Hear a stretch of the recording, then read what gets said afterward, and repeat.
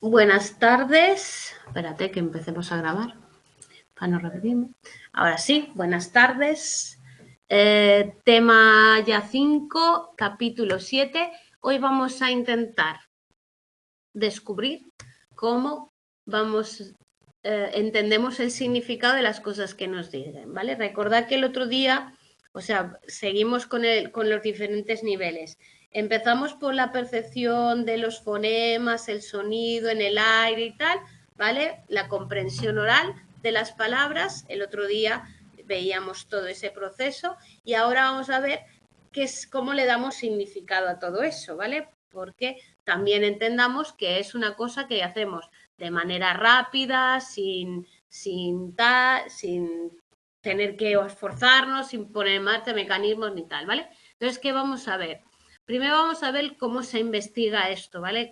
Qué métodos de investigación tenemos y cuáles son las variables que determinan más todo ese procesamiento. Y luego vamos a ver cómo organizamos el sistema semántico. Luego vamos a ver tres tipos diferentes, de teorías, dos tipos de teorías y luego las bases neurológicas. Por un lado, las teorías cognitivas, luego las neurocognitivas y luego vamos a ver cómo en el cerebro se ubica todo el sistema de comprensión o el sistema semántico de las palabras. Hemos hecho el tema anterior, reconocimiento oral de las palabras, ¿vale? Aquí lo que nos dice y empieza diciéndonos es que reconocer una palabra no es comprenderla, ¿vale? O sea, yo la puedo reconocer, porque a mí me dice una palabra y a mí me suena, pero no tengo el significado, no acabo de tener claro qué quiere decir o tal, ¿vale? Entonces tenemos que entender que yo puedo reconocer una palabra pero no comprenderla, pero no puedo comprender una palabra si no la reconozco, ¿vale? Que es un poco ese doble. Por lo tanto, entendamos que son procesos diferentes en áreas cerebrales diferentes. El otro día veíamos todo aquel sistema de la doble estructura de la vía dorsal, vía ventral, ¿vale? Todo aquello. Entonces hoy vamos a hablar de otras cosas y lo que tenemos que entender es que podemos tener dificultades para recordar el significado, es decir, yo esa palabra la he oído pero no sé exactamente qué quiere decir o qué es. Dificultad para expresarlo, yo lo tengo claro, yo sé que sé lo que quiero decir, pero no sé expresarlo. O reconocer una palabra sin conocer su significado. Yo la he oído, pero no sé qué significa, ¿vale? Entonces, al final, el objetivo final de cualquier conversación, de cualquier comunicación, al leer algo tal, es entenderla, es el significado, ¿vale? A nosotros, ¿vale? Está muy bien que podamos crear muchas frases, que las oigamos y las podamos oír y sepamos que hay un punto en el cual ya sabemos qué palabra es una palabra y tal y cual, pero al final el objetivo final de todo este juego y del tal es el reconocer el significado. Pero no hay paralelismos exactos entre los significados. Hay palabras que tienen el mismo significado, las sinónimos, las homógrafas, que son una misma palabra que tiene diferentes significados, como el banco, banco de nieva, banco del parque, banco de crédito, ¿no? Y también existen objetos y eventos que no tienen nombre, que no podemos definir, ¿no? En ese punto me encanta lo de los olores. ¿Cómo definimos según qué olores? Pues olía como, porque no tienen palabra, no tienen nombre los olores, ¿no? Siempre es como esto, como aquello. Huele a, ¿no? Siempre. Del olor, es un olor amargo, es un olor ácido, es un olor, no tiene, ¿no? Lo que habla siempre de esa doble de esto, intención y extensión, acordaros. La intención es lo que significa, la extensión es el conjunto de objetos que se incluyen dentro de esa categoría o de esa palabra, ¿vale?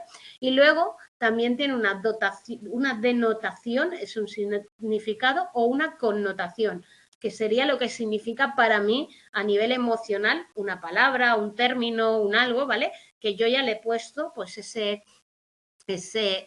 piquito de a mí esa palabra no me, o yo qué sé, una palabra que nos haga enfadar, ¿no? Pues esa palabra a mí me hace enfadar. Luego entendamos que todos compartimos la denotación, pero la connotación no, porque la connotación es emocional y cada uno puede tener la suya propia. ¿Y qué es el significado? Aquí viene la gran pregunta. Pero claro, la teoría referencial nos dice que el significado es aquello a lo que hace referencia. Mesa, pues significado de mesa, pues yo hago referencia a una mesa que es un mueble de 4 patas, ¿vale?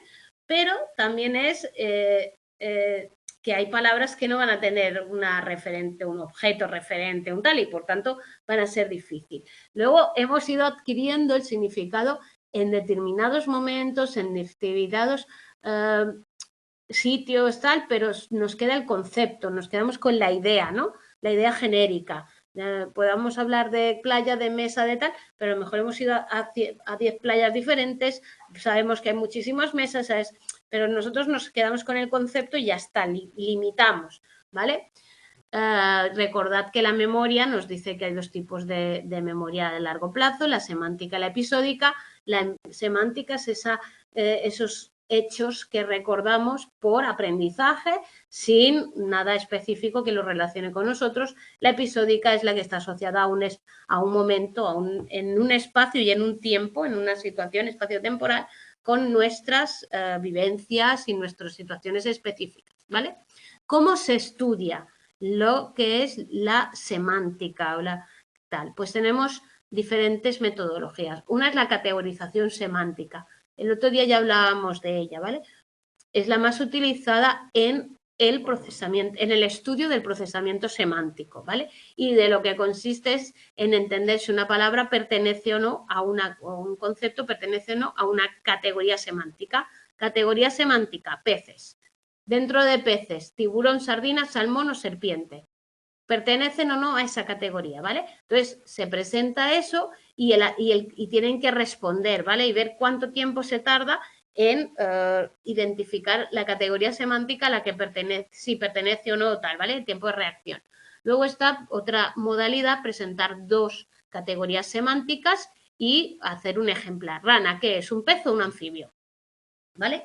Luego, esa latencia de categorización semántica tardará mayor tiempo que en tareas de decisión léxica. Es decir, el buscar si pertenece o no a alguna categoría tal, se tarda más en decir si es o no una palabra. ¿Por qué? Porque tenemos que dar un paso más. Primero, cuando nosotros oímos rana, ¿es un pez o es un anfibio? Ya estamos oyendo la palabra. Esa es la primera. Entonces, si me pidieran si rana es una palabra, pues ya estaría el primer paso.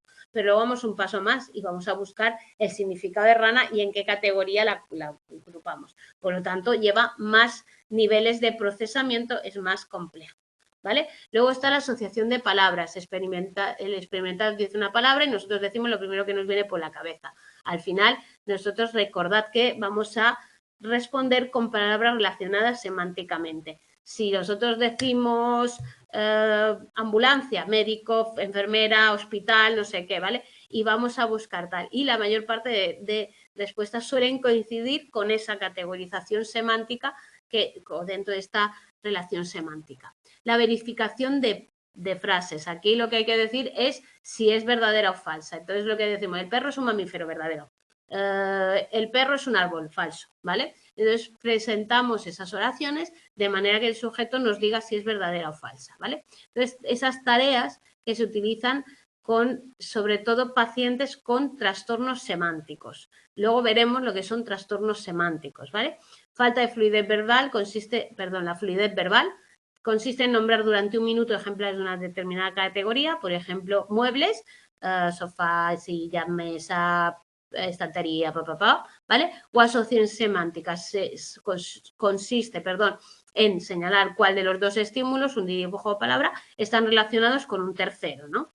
Entonces, esos pacientes que tienen un trastorno semántico son pacientes que tienen dificultad para comprender los significados y luego veremos los tipos y todo esto. Ahora viene, todo eso viene, ¿vale? Entonces, recordad que el otro día ya empezamos a hablar de las variables que interfieren en el otro día hablábamos en el reconocimiento oral de la palabra, ¿no? Que había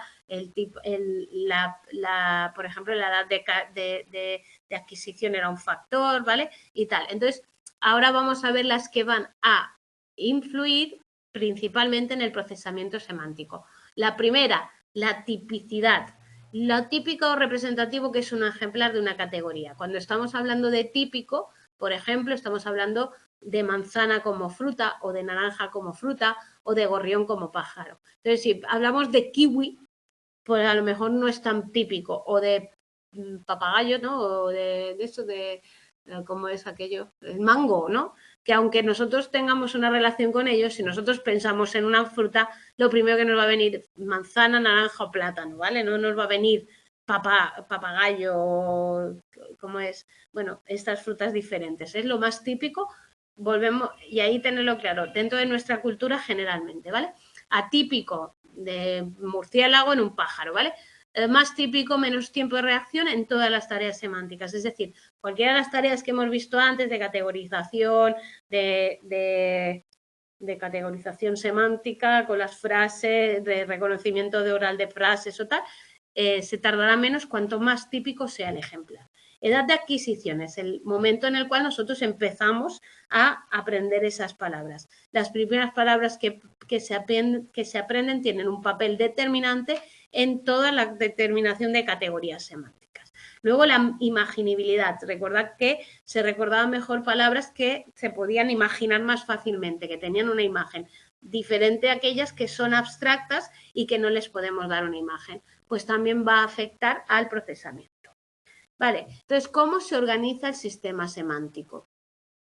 Tendremos que tener algún sistema de organizar porque somos muy rápidos buscando la información de los significados cuando tenemos un montón de significados dentro de nuestra cabeza, ¿vale? Por lo tanto, una forma parece que es agrupación de categorías semánticas en función de cosas comunes.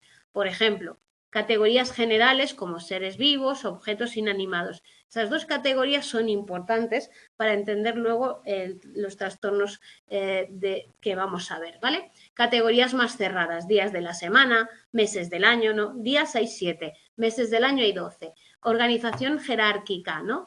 Como unas forman parte de otras. El motor forma parte del coche, como las ruedas, el chasis, el no sé qué, ¿vale? Entonces podemos tener cosas que forman parte de un coche.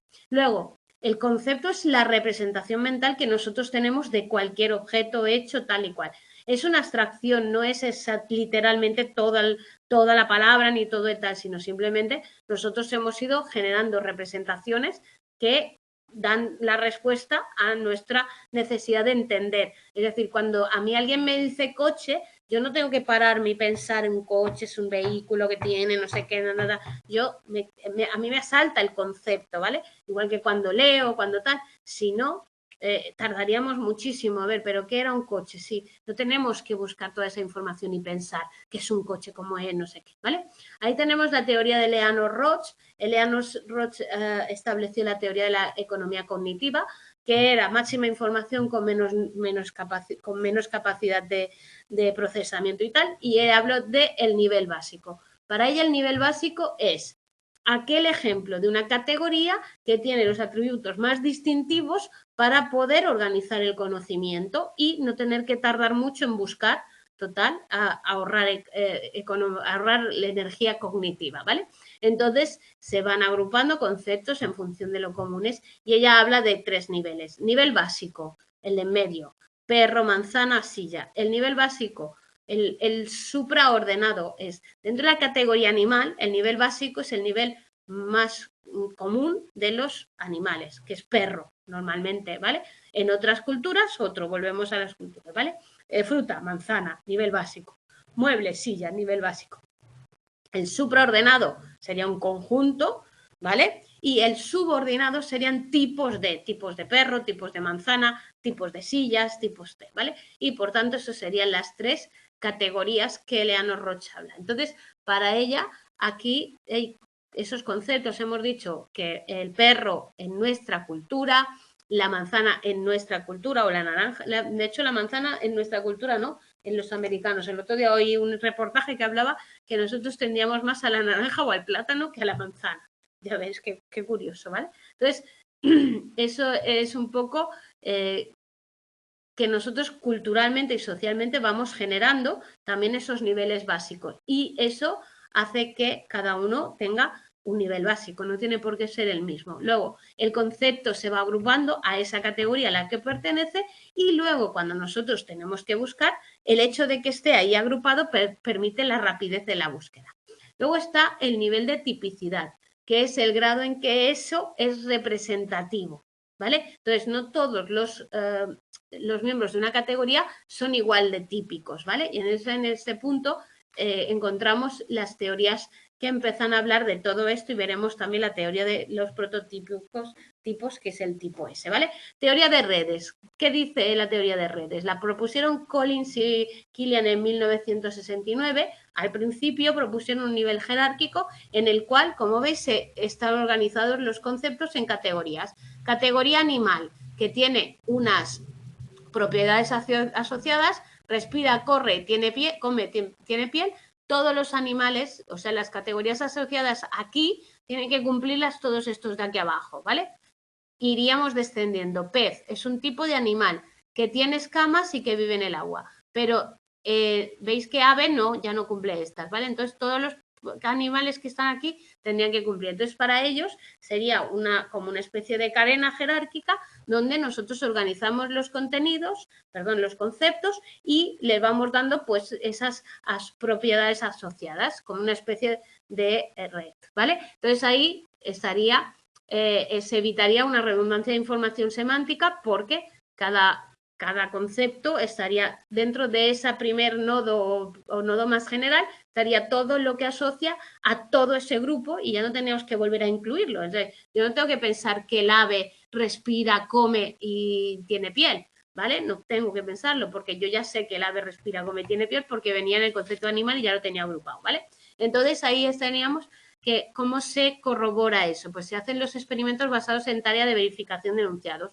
Entonces, un canario es un canario, verdadero o falso. Canario es un ave, verdadero o falso. El canario es un animal. El canario es un pez. Entonces, en función del recorrido que tengamos que hacer en cada nodo, pues decían ellos que tardábamos más o menos. Por ejemplo, decir que un canario es un ave, canario ave, sería más fácil que canario ave animal, quedar. Y ya canario ave animal pez, aquí en pez, ¿qué tendríamos que hacer? Volver atrás y decir, no, tú, no, porque no está dentro de tal. Y entonces sería más lento. Entonces todo eso, el concepto sería la distancia de las categorías en una red, pues sería lo que tardaríamos en tal, ¿vale?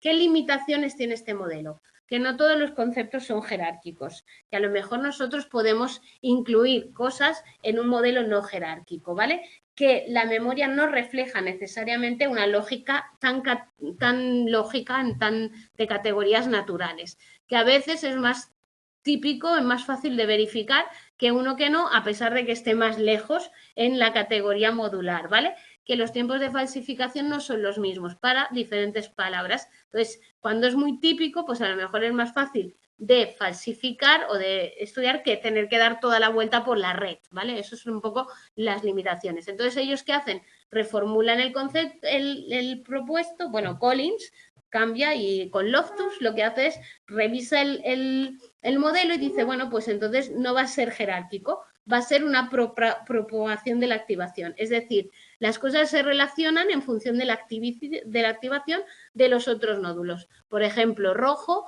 activa fuego y activa manzanas y activa cerezas y activa puesta de sol y activa amanecer y activa rosas, ¿vale? Entonces, rojo puede activar cerezas y peras, pero puede activar rojos, rosas y flores violetas o amor o no sé qué, ¿vale? Y corazón y tal, ¿vale? O sea, sería como muy así. Entonces, para ellos, esto sería la forma de organizar. Serían, evidentemente, nodos interconectados, pero no con estructuración jerárquica, sino mucho más anárquica, ¿no? Y de tú y tal, ¿vale? Segunda teoría, ya hemos visto la de Collins y la jerárquica, es la teoría de los rasgos.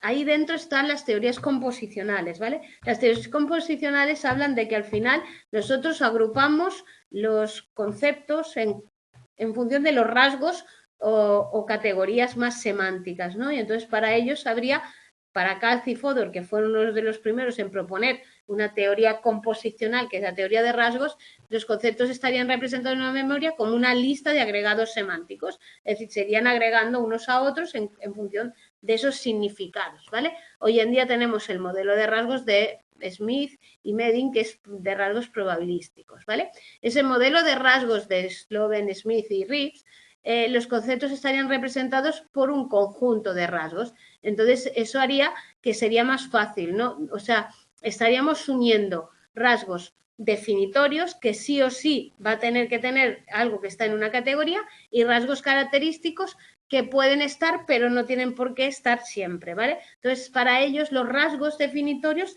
sería todos los miembros de esa categoría lo tienen que cumplir. Por ejemplo, todas las aves tienen que tener plumas, ¿vale? Fuera de esa categoría, dentro de esa categoría, ¿todas tienen que volar? No, hay aves que no vuelan, ¿vale? Por eso sería un rasgo característico, ¿vale? Entonces, verificación de oraciones se realizaría en 2 estadios. Primero, buscar esos rasgos definitorios, ¿vale? Si es muy fácil, porque tiene muchos rasgos definitorios y tal, se reconocería muy rápidamente la palabra. Si no, tendríamos que buscar ya otro, que serían los rasgos característicos. No, se comparan los rasgos definitorios de ambos conceptos. Frases verdaderas, cuanto más rasgos compartan; frases falsas, cuando mayor sea el menos nivel de frase. ¿Qué límites tiene este modelo? Que no está claro que todos los conceptos puedan descomponerse en listados y puedan agruparse, que hay muchas categorías que no tienen ningún sistema de poder unir rasgos, ¿vale? Y que presupone unos límites demasiado nítidos, con esos rasgos definitorios y tal, que muchas veces no se van a producir o no se cumplen, ¿vale? Por lo tanto, no captura bien cómo se relacionan las palabras y los objetos. Luego viene la de los típicos, los prototipos. La teoría de los prototipos también es de Leonard Roch junto con Mervis. ¿Y qué dice? Él dice que nosotros vamos a categorizar los conceptos en función de el prototipo, ¿no? El rasgo más característico de todos ellos. Entonces, aquí tenéis un dibujito. Nosotros lo que haríamos sería concepto pájaros, tendríamos el prototipo, que sería gorrión, y luego lo que haríamos sería comparar con ese prototipo el resto de palabras que recibamos, y entonces quedarnos con, o sea, nuestro concepto sería el mejor ejemplo, y luego miraríamos, ¿no? Pues una gallina, un paloma, un emu, un pingüino, tal. Entonces iríamos así. Entonces, la forma de categorizar o de incluir unas cosas serían mucho más abiertas. Estaría el punto central, que sería nuestro prototipo en función de la cultura y tal, y luego se difuminarían, incluso se confundirían o se relacionarían en función de rasgos con otras cosas, ¿vale? Entonces tiene importante evidencia a favor. Miembros prototipos siempre se procesan más rápido, son los que se usan para verificar las frases y arrojan un tiempo más rápido, ¿vale? Entonces van a ser los que representan más típicamente ese tal. Limitaciones: no todos los conceptos tienen un ajuste a esa idea de prototipo, ¿vale? Habrá cosas que no tendrán un círculo, un punto central de prototipo, ¿vale? Y que además la tipicidad variaría en función del contexto, por lo tanto sería más cultural o social. Luego tenemos una subteoría dentro de este modelo, que es la teoría de los ejemplares, donde habría de, bueno, el prototipo en realidad sería un ejemplar concreto que estaría ocupando ese lugar central, ¿vale? Y los demás se utilizarían como pues una comparación, ¿vale? Dicho esto, vamos a empezar a hablar de las teorías neurocognitivas. ¿Por qué aparecen estas teorías, ¿vale? Entonces, estas teorías buscan un sustrato neuronal de esa forma de gestionar los conceptos, porque Elizabeth Warrington descubrió que había pacientes que, habiendo sufrido una lesión cerebral, mostraban dificultades específicas con determinadas categorías semánticas. Es decir, pacientes que, habiendo tenido un daño cerebral, tienen dificultad para procesar seres vivos, es decir, animales, personas, tal, pero no para procesar objetos inanimados, mientras que otras que tienen tal. Entonces, el daño cerebral que se produce en algún punto, ¿vale?, hace que la persona pierda algún tipo de capacidad para gestionar categorías semánticas completas. En esas dos grandes, por eso os he dicho antes que esas dos categorías genéricas iban a ser importantes, ¿vale? Seres vivos, seres inanimados, por dificultades para, también ha descubierto o descubrió personas que a lo mejor tienen dificultades de procesar categorías más específicas. Pero vamos, la gran pregunta viene por eso. ¿Cómo puede ser que haya personas que no sean capaces de clasificar todo un conjunto de categorías semánticas como son objetos inanimados, que incluye cualquier cosa que no se mueva, ¿vale? Que no es un ser vivo, cualquier cosa, ¿vale? Y entonces pues, empezaron a hacer estudios sobre esas disociaciones entre categorías, ¿vale? Intentando pues un poco descubrir qué pasaba y por qué se daban, ¿vale? Entonces, esas disociaciones determinadas que llevan a suponer que esas diferentes categorías semánticas tienen que estar representadas por redes neuronales diferentes en diferentes áreas cerebrales o en diferentes zonas cerebrales, porque si estuvieran todas metidas allí mismo, si se rompe una, se rompen todas, si se estropea una. Entonces, debería de haber dos tipos, por lo menos, ¿vale? Obviando lo de las categorías más específicas, dos tipos de grandes bloques de zonas cerebrales o redes neuronales que gestionan esos dos tipos, los objetos inanimados y los seres vivos o los animales, ¿vale? Entonces hay diferentes teorías que intentan encajar todos estos datos en categorías ya menos tal, ¿vale? Entonces surgen diferentes teorías. La primera de ellas es la teoría sensoriofuncional. ¿Qué dice la teoría sensoriofuncional de Warrington, McCarthy y Warrington y Saggese? Dice que no existe una separación entre categorías semánticas en el cerebro, sino que los conceptos están representados en él en función de sus rasgos característicos. Es decir, los seres vivos tienen unas características, los objetos inanimados tienen otras. Entonces, lo que pasa es que nuestro cerebro organiza las cosas en función de las características y, por tanto, los seres vivos que son capaces de moverse, de respirar, de interactuar, de tal, estarían en nuestra zona perceptiva temporo-occipital, mientras que los objetos inanimados que simplemente nosotros ejercemos funciones sobre ellas o los utilizamos para realizar funciones, por ejemplo, un martillo para pegar, estarían en zonas motoras donde nosotros los usamos para realizar cosas, ¿vale? Entonces hablaría del frontoparietal. Datos contrarios, pacientes con déficits específicos para categorías de vivos que tenían igualmente dañados rasgos perceptivos o funcionales, ¿vale? O no siempre se producen en paralelo estas alteraciones de las categorías. Entonces, otra de las categorías es la teoría del conocimiento específico del dominio. Dice que la propia evolución del cerebro del humano ha determinado que se organice conceptualmente diferentes cosas. Entonces, el sistema conceptual está organizado por amplios dominios, que dentro de esos amplios dominios va a haber unas dedicados a unos estímulos y otros a otros, y sería un progreso evolutivo el cual daría a que nosotros tuviéramos pues esos dos dominios separados y se hubieran desarrollado esos dos datos, ¿vale? Entonces, datos a favor, la distinción entre esos grandes dominios que ya se produce incluso entre los primeros años de vida, los que se mueven y los que no, los objetos que tienen vida y los que no, ¿vale? Y también en los primates, y esa disociación doble, ¿no? Encontrada en pacientes con esas técnicas de neuroimagen de las que siempre hablamos y con estudios de lesión cerebral. Los seres vivos dependen del área temporo-occipital y los objetos del área frontoparietal, es decir, esto sí que lo sabemos. Sabemos que existe esa doble, o sea, que están en lugares diferentes, ¿vale? Datos en contra, que no siempre hay una correlación exacta de categorías cerebrales dañadas. Recuerda que nuestro cerebro no es aquí picas y aquí está esto, ¿vale? Entonces siempre tal, y tampoco hay una correlación tan clara de esto.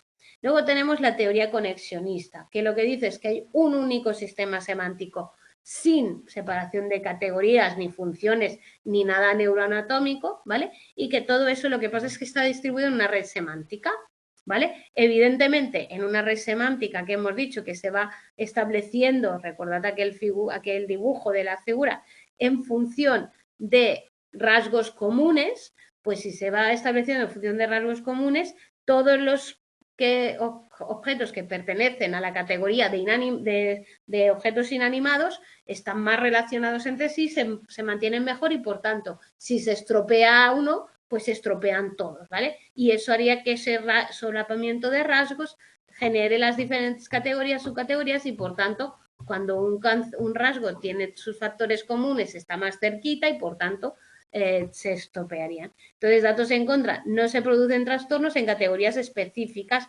tan específicas, ¿vale? Aunque se hayan estudiado en algún concreto, no suele ser aves y entre las aves no reconozco al periquito, ¿vale? Suele ser a seres vivos o seres, suele ser esas dos grandes categorías, ¿vale? Entonces, vamos a ver todas las bases neurológicas del sistema semántico. La información semántica está extendida por muchas zonas del cerebro, por el lóbulo temporal, por el parietal y por el frontal. Ahí tenéis las tres grandes zonas, ¿vale?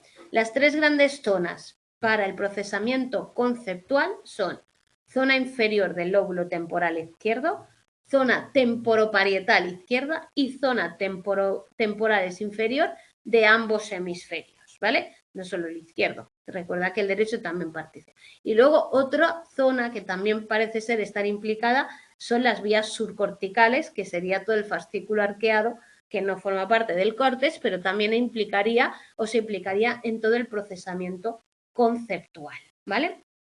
Dicho esto, pásate, tendríamos la teoría de la percepción-acción, ¿vale? Entonces, para esta teoría, los conceptos se forman cuando la persona ya percibe un estímulo y realiza una acción conectando las neuronas perceptivas con las motoras que van formando una red o un circuito o asamblea, ¿vale? Entonces, para ellos, cada concepción sería resultado de una red que se forma de las neuronas responsables del procesamiento de rasgos perceptivos de los seres vivos, porque los rasgos, todos los seres vivos los describimos en función de cómo son, ¿vale? Pájaro, perro, animales, peces, no sé qué, y luego los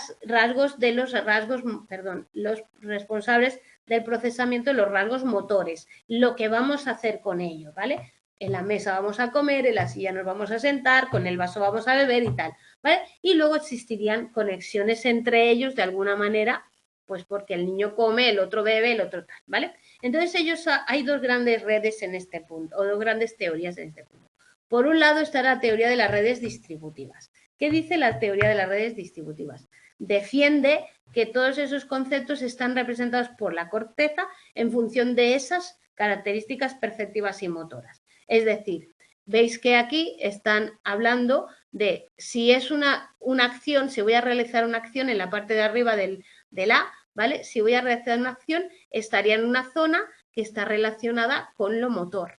Si es algo de sonido, estaría relacionada con la zona auditiva. Si es algo de palabras, pues estaría con la zona de Wernicke y de Broca, ¿no? Si es algo de tal, y entonces para esta teoría dice que hay unas redes distributivas y que cada cosa que tiene que ver con algo estaría más, esas redes estarían situadas en esa zona, ¿vale? La segunda parte o la segunda teoría que explica eso es la teoría del centro de actividad. En relación, dice lo mismo, que hay ese conjunto de redes distributivas que existen, ¿vale? Pero habla de un punto donde es el centro de actividad responsable del conocimiento conceptual, ¿vale? Que sería esta zona de aquí naranja. Entonces, todas esas zonas que hemos dicho antes, ¿vale? La zona para el auditivo, para la acción, para el sonido, para los olores, para los colores y tal, todas las palabras estarían en esas zonas distribuidas, pero luego habría un procesador central que sería el que gestionaría, ¿vale? Entonces ahora vamos a ver cada una de ellas. Esa teoría distributiva, que era donde no había ejecutivo central y donde había tal, son las teorías corpóreas, son embodied, ¿vale?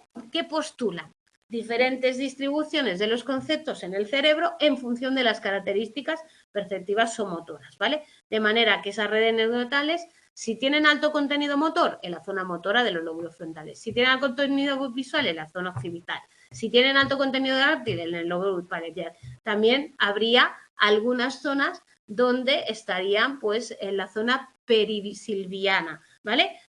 Donde se les da nombre, es decir, hay cosas que no tienen una ubicación o tal, ¿vale? Entonces, González comprobaron que la lectura de palabras semánticas relacionadas con los olores del olfato activa ciertas connotaciones y activas aparte de los sabores, es decir, Hay pruebas de que hay zonas realmente que se activan cuando nosotros hablamos de sabor dulce, salado, no sé qué, se estarían activando esas zonas, ¿vale?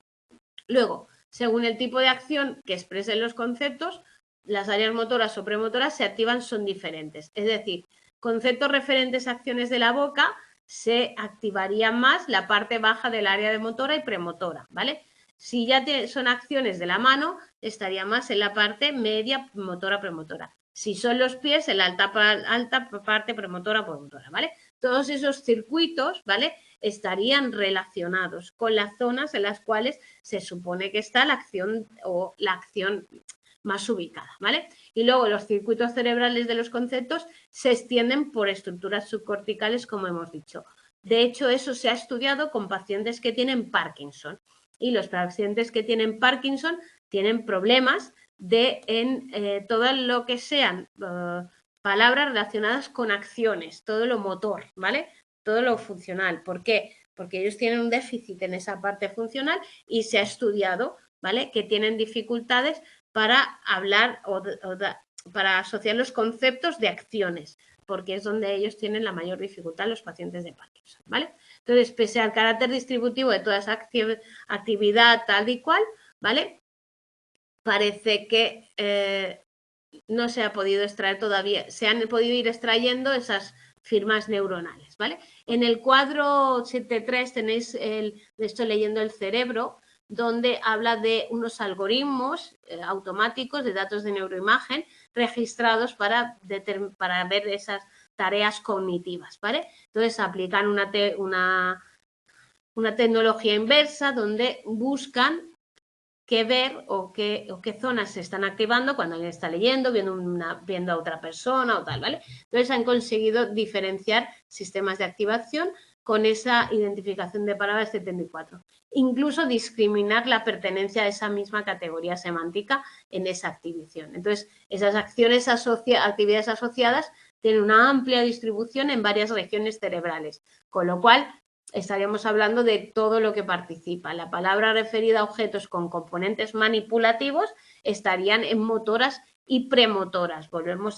Estamos hablando de un objeto funcional, ¿vale? Las palabras asociadas a edificios, actividad, el punteo o giro fusiforme, longitud, ¿vale? Entonces, al final, el problema serían los conceptos abstractos, a ver dónde están guardados, ¿vale? Entonces, que no dependerían ni de rasgos perceptivos ni motores, y las teorías postularían que producen a partir de esos rasgos comunes con otros conceptos concretos, ¿vale? Entonces el concepto animal estaría dentro de conceptos concretos gato, perro, rata, y así luego habría otros tipos de conceptos más abstractos que no estarían. ¿Qué se discute en estos momentos? Se discute si realmente esas redes semánticas extendidas en cualquier zona del cerebro, en alguna de ellas, ¿vale? Tiene un acceso al significado o hace algunas acciones posteriores, ¿vale? Al procesamiento semántico, ¿vale? Más allá del propio procesamiento. Entonces ahí tenéis que estos autores han estudiado lesiones en ciertas áreas cerebrales que afectarían a ciertos rasgos perceptivos o funcionales, ¿vale? Y esa pérdida dificultaba el acceso, y el hecho de que algunas áreas participen en el procesamiento de un concepto no va a significar que sean responsables directas de ese concepto, ¿vale? Podrían solo intervenir en el acceso, ¿vale? Claro, no es lo mismo, lo hemos dicho, yo puedo oír la palabra, no saber el significado, pero reconocerla, o acceder al significado, pero no poder transmitirlo, tal, ¿vale? Entonces ahí veremos luego al final una tabla que tenemos una duda, ¿vale? De qué daño es realmente, ¿vale? Entonces todos esos autores hablan de componentes unidos pero independientes de procesamiento, ¿eh?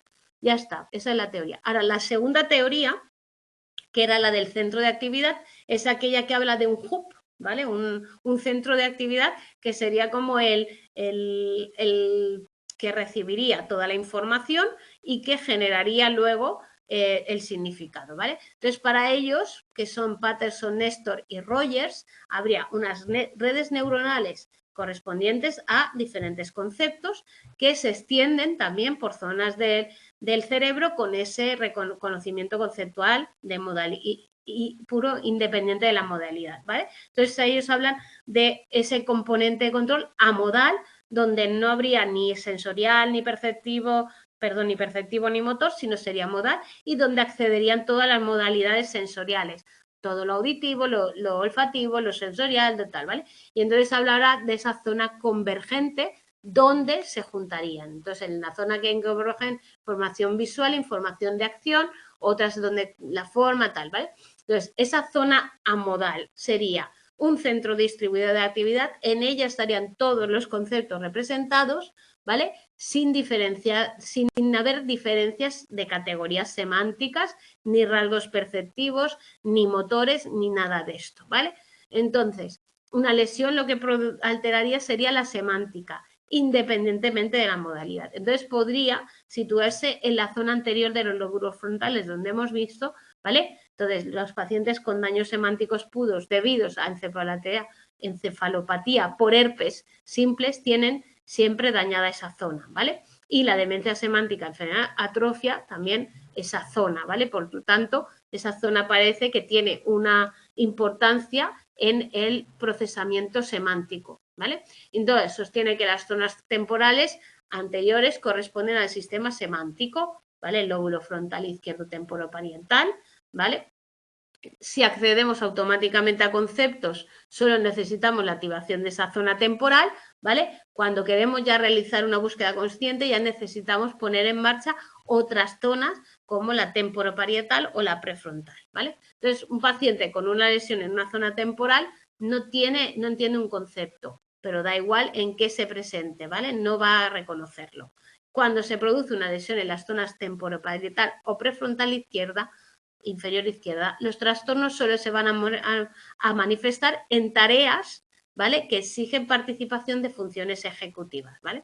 Por lo tanto, en una modalidad u otra, ¿sí? Y esto ahora lo vamos a traducir en trastornos, ¿vale? Hay dos trastornos diferentes para comparar las demencias semánticas y los pacientes afásicos, ¿vale? Una cosa es un trastorno semántico, que es aquellas personas que tienen demencia y que no pueden tener o que no tienen esa información, y otra cosa es el trastorno de acceso semántico, que son personas que tienen dificultad para acceder al significado, ¿vale? Es decir, o no tengo significado o tengo dificultad para acceder al significado. Entonces, ¿cuál es la diferencia? Que es un poco lo que hablaba ahí de los daños cerebrales y tal, entre una y otra.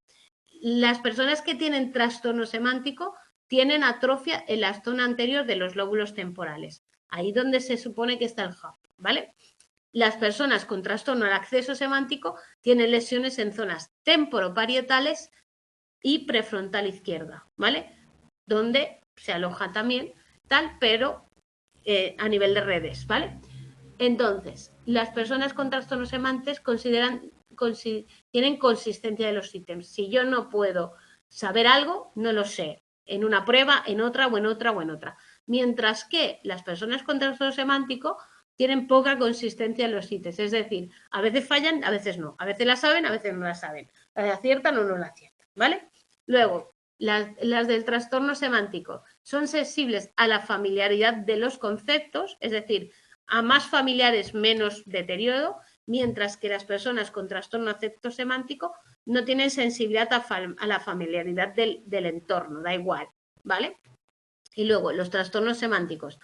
Si les damos claves fonológicas, un sonido, una parte de la palabra, ¿vale? No les servirá de ayuda, no van a conseguir acceder al significado, mientras que a los pacientes que tienen dificultad de acceso, claro, al darles una clave fonológica les ayudas al acceso y responderán a la pregunta o sabrán el significado, porque su problema es el acceso, no el contenido, ¿vale? Y luego las personas con trastorno semántico van perdiendo conceptos, empezando por los menos familiares. Ya hemos dicho que para ellos la familiaridad es así, entonces van perdiendo poquito a poco, sería como el Alzheimer, ¿no? Entonces, en ese proceso que el trastorno semántico también se da en el Alzheimer, en los trastornos degenerativos, ¿vale? Entonces, se va perdiendo por lo menos familiar y se mantiene lo más familiar hasta que también desaparece.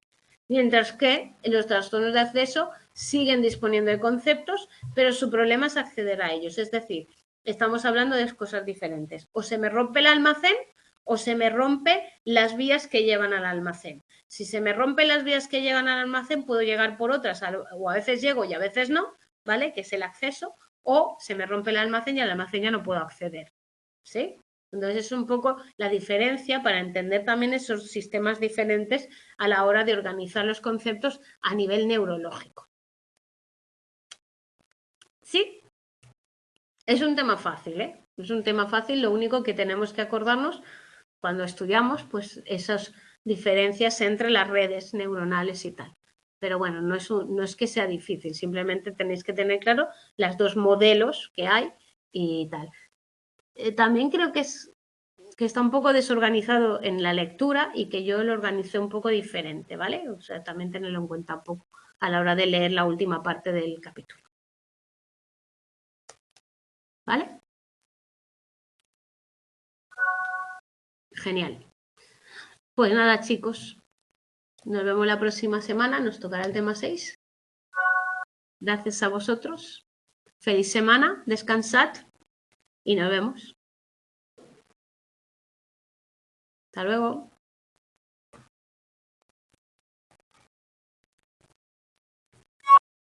Pero si alguien tiene alguna pregunta.